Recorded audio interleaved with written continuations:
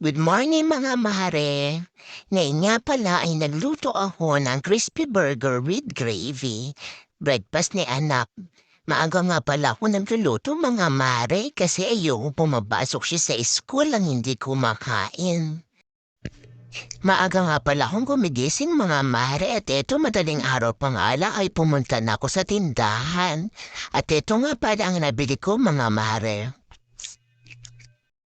Nagpainit na nga pala ako ng mantika sa mahinang apoy lang mga mare para hindi maswalo ang mga patis.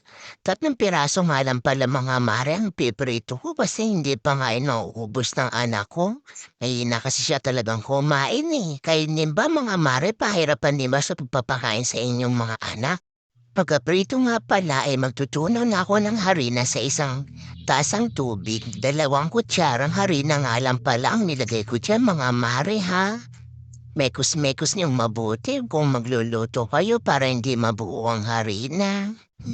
Naglagay na nga pala ako ng margarine sa kawali. Mas masarap sana kung butter kaso wala akong butter ngayon eh. Maglalagay nga pala ako ng mushroom kaso ako lang din nakakain yan kasi ayaw naman anak ko niyan. Ilagay ko na sa kawali. Mekos-mekos lang mga mare hanggang maluto. Nilalagay ko na nga pala dyan mga mare yung tinunaw kong harina kanina. Nilagay ko na sa kawali. Mekos-mekos niyong mabuti mga mare kung magluluto kayo ha para hindi magbuo-buo ang harina. Yan nga pala nilagay ko na yung paminta, asin, pampalasa at maglalagay nga din pala ako dyan mga mare ng pork cube. Kalahati nga lang pala ilalagay ko kasi konti lang naman yung gagawin ko. Yan mga mare, mekos-mekos lang hanggang maluto yung harina. Nakapagluto na din ba kayo ng ganyan mga mare?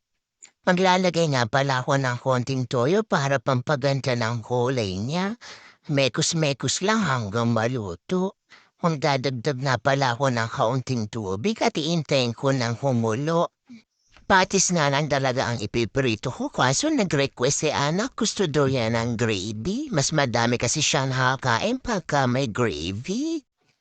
Eto na nga pala mga mare titikman ko na. Hay nako, sana madami makain ngayon si anak. Hahanguin ko na nga pala to mga mare kasi magsasamag na ako ng kanin na tira namin kagabi. Maglalagay na ako ng mantika sa pinaglutuan ko ng gravy. Mga mare, huwag niyo akong ibabash ha. Sabihin niyo, hindi po inugasan yung kawali.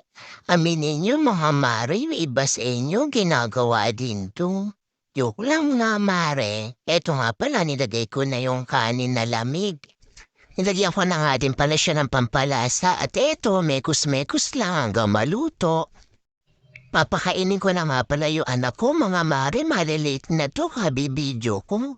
Bye mga mare, bukas ulit.